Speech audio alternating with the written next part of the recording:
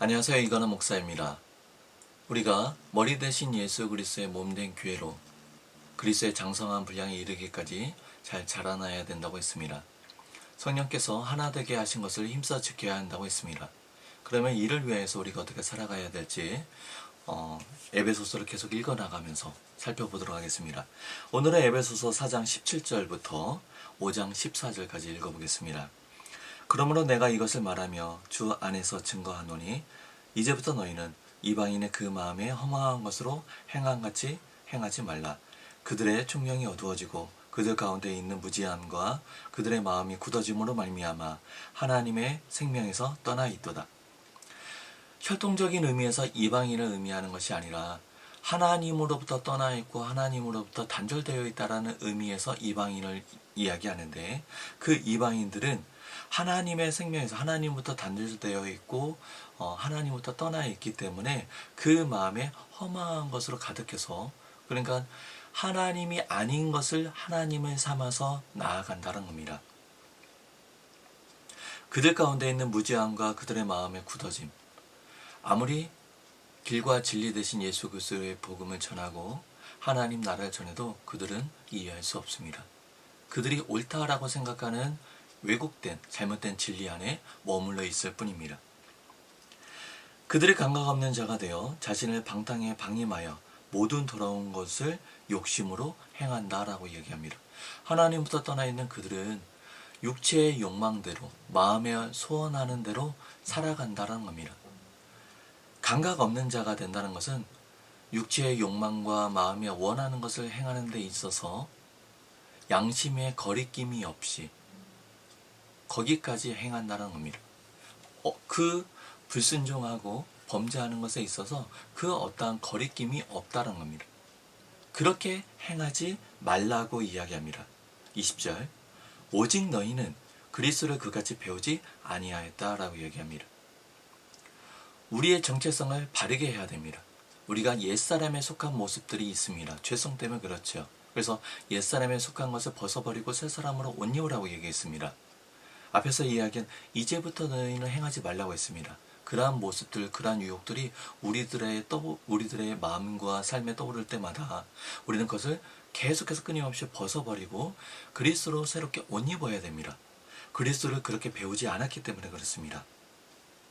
21절, 진리가 예수 안에 있는 것 같이 너희가 참으로 그에게서 듣고 또한 그 안에서 가르침을 받았을진대 너희는 유혹의 욕심을 따라 썩어져가는 구습을 따르는 옛사람을 벗어버리고 오직 너희의 심령이 새롭게 되어 하나님을 따라 의와 진리의 거룩함으로 지으심을 받은 새 사람을 입으라고 합니다. 우리가 이전에 옛사람에 속한 모습들이 여전히 나올 수도 있지만 성경에 나와 있는 것처럼 벗어버리면 됩니다. 그리고 그리스도로 새롭게 옷 입으면 됩니다. 이것이 단 한 번 일어나는 것이 아니라 매 순간순간 매일의 삶 속에서 이루어져야겠죠. 한 번 회개하고 나서 그러한 불순종의 모습이 멈추기도 하지만 반복되기도 합니다. 그 불순종이 내 삶의 영역에서 완전히 사라지기까지 우리는 안타깝고 슬퍼하며 돌이키는 이 회개의 행위, 옛사람을 벗어버리고 그리스도로 새롭게 옷 입는 것을 끊임없이 반복해야 될 것입니다. 25절, 그런즉 너희는 거짓을 버리고 각각 그 이익과 더불어 참된 것을 말하라. 왜냐하면 우리가 서로 지체가 됩니다. 성령께서 하나 되게 하셨고 예수 그리스도의 몸된 교회로 존재하기 때문이죠. 분을 내어도 죄를 짓지 말라고 합니다. 분을 낼 수 있습니다. 화를 낼 수도 있어요. 근데 죄를 짓지 말라는 것은 더 나아가지 말라는 겁니다. 화가 나는 것 자체를 정죄하고 자책하지 말고 화가 날 수도 있어요. 하지만 더 나아가지 말라는 겁니다. 해가 지도록 분을 품지 말고, 문자적 의미 안에서 해가 지기 전에 화해하라는 것으로 이해해도 좋습니다. 하지만 해가 지기 직전에 분노가 일어나고 분쟁의 사건이 발생하면 어떻게 하면 좋을까요? 얼른 가서 화해하는 것, 그것이 가장 현명한 방법입니다. 하지만 이게 마음처럼 쉽지 않습니다. 하나님의 도우심을 구하고 나된 것으로 내 마음으로는 도저히 용서가 되지 않지만 예수 그리스도의 십자가를 의지하면서 화해할 수 있도록 도우심을 구하는 겁니다. 그것이 오늘이라고 일컬어지는 시간 속에서 일어날 수 있도록 우리가 기도하며 하나님의 도우심을 구하며 이 목표를 바르게 설정해야 됩니다. 마귀에게 틈을 주지 말라. 분을 내어서 죄를 지어 분을 내어서 더 나아간다든지 해가 지도록 분을 품고 있는 것, 이거 용서하려고 하는 마음을 갖지 않으면, 목표를 바르게 설정하지 않으면 틈이 발생할 수밖에 없습니다.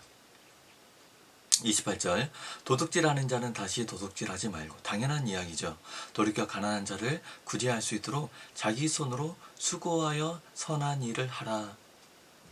도둑질하는 것이 생각해보면 쉬운 건 아닌 것 같습니다. 집에 사람이 있는지 없는지 관찰을 해야 되고, 어떤 루트로 들어가야 되는지 연구를 해야 되고, 그 안에서 가장 값비싼 것을 내가 가져갈 수 있는 만큼 가져올 수 있도록 또 이렇게 분배를 해야 되고, 그러한 노력과 수고라면, 그리고 그러한 재능이라면 내가 수고해서 다른 사람들을 섬길 수가 있다는 겁니다. 우리가 가지고 있는 건, 내가 가지고 있는 것, 잘 생각해보면, 각도를 좀 다르게 생각해보면 능히 하나님 나라 안에서 지체를 위해서 섬기는 데 사용될 수 있을 것입니다. 무릇 더러운 말은 너희 입 밖에 내지도 말고 오직 덕을 세우는 데 소용되는 대로 선한 말을 하여 듣는 자들에게 은혜를 끼치게 하라. 말을 잘 해야 되는 것, 혀를 잘 사용해야 되는 것은 중요한 말이죠. 지금 이 구절에 있는 표현을 조금 다르게 하면, 음식을 할 때 소금으로 간을 하잖아요. 소금으로 간을 해서 맛있는 음식을 만들어내는 것처럼 말을 간을 하듯이 관계 안에서 말을 사용하는데, 이 관계가 맛있는 요리가 될 수 있도록 간을 치듯이 지혜롭게 적절하게 잘 사용하라는 겁니다. 30절, 하나님의 성령을 근심하게 하지 말라. 그 안에서 너희가 구원의 날까지 인치심을 받았다라고 얘기합니다. 성령께서 하나 되게 하신 것을 힘써 지키라는 구절을 잊지 마십시오. 성령께서 하나 되게 하신 것, 근데 이 성령을 근심하게 하는 것, 우리가 겸손과 온유와 오래 참음으로 하지 않고, 말을 바르게 사용하지 않고, 분을 내지만 그 분을 풀려고 하지 않는다면 성령께서 근심이 되겠죠. 공동체가 흔들리고 공동체가 분열되는 것, 이것을 하나님의 뜻이 아니라는 겁니다.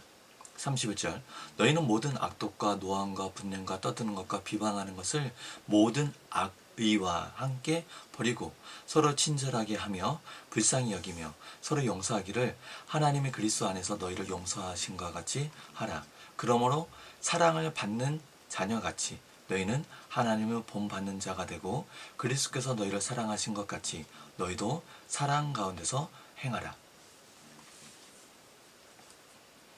공동체 안에서 분쟁이 일어나다 보면 피해자가 발생합니다. 그 피해자가 하나님을 원망할 수도 있습니다. 사람들을 원망할 수도 있습니다. 하지만 지금 읽은 이 구절 안에서 이야기하는 것은, 나는, 우리 안에 속해져 있는 나는 하나님의 사랑받는 자녀라는 겁니다. 그리고 나는 하나님께서 그리스도를 통하여서 베풀어 주신 그 사랑을 기억하고 있다는 겁니다. 그 사랑을 누리고 있다는 겁니다. 그리스도께서 우리를 사랑하신 것을 우리가 기억해 본다면 형제들을 용납하고 또 누군가를 향해서 악의를 드러내 보이지 않아도 된다는 겁니다. 사람들이 나를 무시할지언정 하나님이 나를 기억하고, 사람들이 나를 배척할지언정 하나님께서 나를 품어주고 계시다라는 것은 우리들에게 굉장히 큰 위로와 굉장히 든든한 배경을 마련해 줍니다. 나는 하나님의 사랑받는 자녀입니다. 얼마만큼인지는 2절 하반부에 나오는데, 그리스도께서 우리를 위하여 자신을 버리사 향기로운 제물과 희생제물로 하나님께 드리셨다는, 그리스도께서 이와 같이 우리를 사랑하신다는 것, 이러한 사랑을 우리가 받았다면, 그것을 우리가 누리고 있다면, 그것이 우리 안에 실제가 된다면 성령을 근심하게 하는 일을 해서는 안 된다는 것. 공동체 안에서, 부르심을 받은 지체 안에서 악의를 드러내 보여서는 안 된다는 겁니다. 악의를 드러내는 사람들 분명히 있어요. 그러한 사람들과 어떻게 해야 하면 좋을까요? 3절 음행과 온갖 더러운 것과 탐욕은 너희 중에서 그 이름조차도 부르지 말라. 이는 성도에게 마땅한 바니라. 누추함과 어리석은 말이나 희롱의 말이 마땅치 아니하니 오히려 감사하는 말을 하라. 너희도 정녕 이것을 알거니와 음행하는 자나 더러운 자나 탐하는 자 곧 우상 숭배자는 다 그리스도와 하나님 나라에서 기업을 얻지 못하리니 누구든지 헛된 말로 너희를 속이지 못하게 하라. 이로 말미암아 하나님의 진노가 불순종의 자녀들에게 임하나니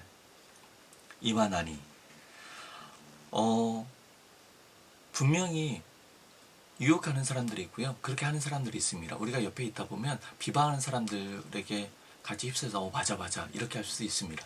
그렇게 하지 말라는 겁니다. 불순종의 자녀들처럼 그렇게 행하지 말라는 겁니다.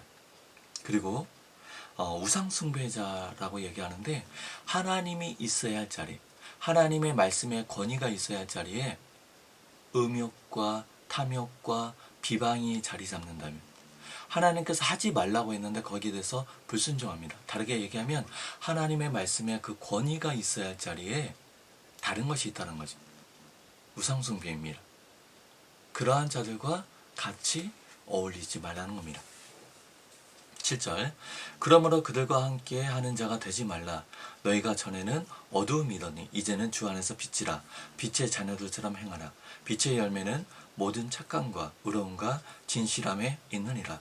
주께 기쁘시게 할 것이 무엇인가 시험하여 보라. 너희는 열매 없는 어둠의 일에 참여하지 말고 도리어 책망하라.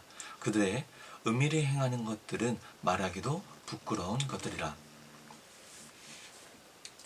앞서 이야기했던 우상 숭배하는 자들, 하나님의 말씀에 불순종하는 자들, 그들에 참여하지 말고 책망하라고 얘기합니다.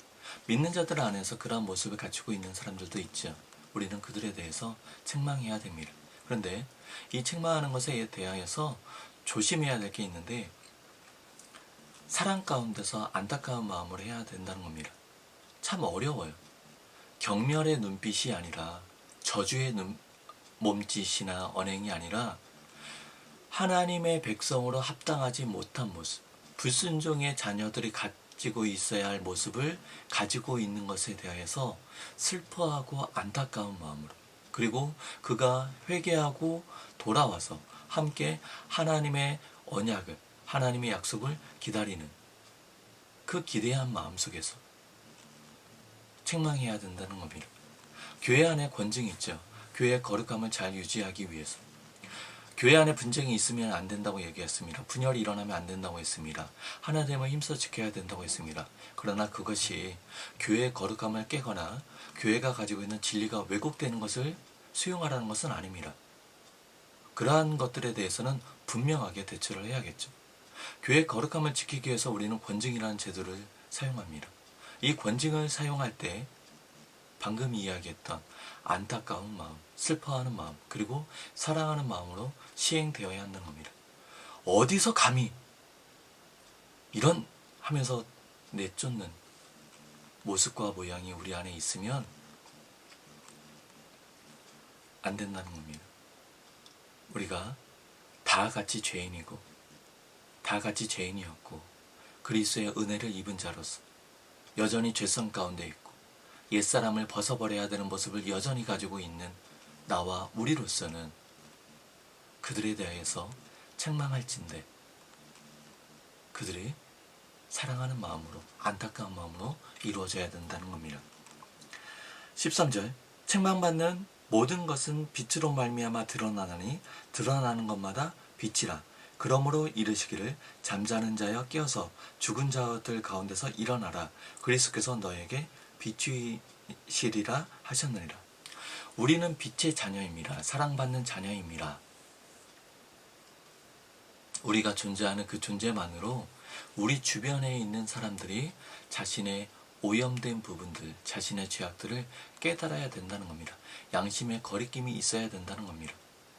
어느 누군가 내 옆에 있어요. 그 사람과 사귀다 보고 그 사람과 이야기하다 보니까 예전에는 몰랐는데 내 양심이 거리껴요. 예전에는 아무런 의식 없이 행했던 모습이 그 사람의 바르고 고든 모습이 빛이 되어서 비친단 말이죠. 그게 걸려요. 감각 없는 자처럼 행했었는데 감각이 되살아나요. 그래서 그 모습을 가지고 있기가 너무 부담됩니다. 어떻게 할까요? 버리고 회개하고 돌이킵니다. 말로써 책망하는 것이 될 수도 있지만 우리는 행위와 삶으로서 책망할 수도 있습니다. 우리가 빛의 자녀로 부르심을 받았기 때문에 그렇습니다. 우리의 존재가 하나님의 사랑받는 자녀이며 하나님의 빛의 자녀들이기 때문에 우리들의 존재 그 자체만으로도 이 세상 가운데 빛을 드러낼 수 있는 존재입니다. 하나님은 예수 그리스도를 통해서 그렇게 우리에게 은혜를 베풀어 주고 계시고 성령 하나님은 지금도 끊임없이 우리들 안에 빛의 열매로서 정체성을 잘 확립할 수 있도록 은혜를 베풀어 주고 계십니다. 잊지 마십시오. 어떤 상황이든지 간에 어떤 문제가 있든지 간에 나는 사랑받는 자녀이며 빛의 자녀입니다. 그러하기 때문에 내 삶의 모습 안에서 내 발자국에서 하나님의 사랑이 그리스의 빛이 잘 드러나야 됩니다. 우리를 통하여서 하나님의 이름이 칭찬되기를 기대하며 오늘은 여기까지 하겠습니다. 감사합니다.